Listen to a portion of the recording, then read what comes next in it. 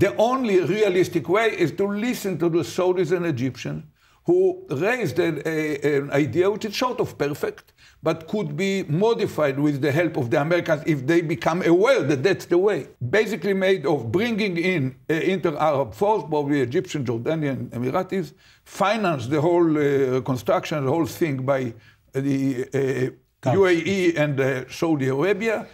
create a technocrat government of Palestinians to control the area and build a bureaucracy and later on even security forces out of the Palestinians with a blessing of the Palestinian Authority.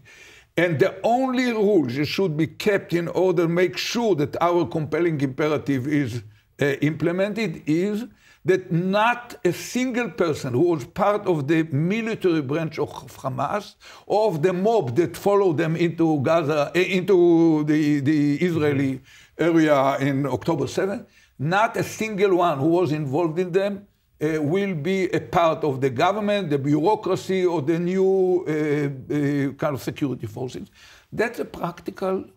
give and take, short of practical proposal that should be dealt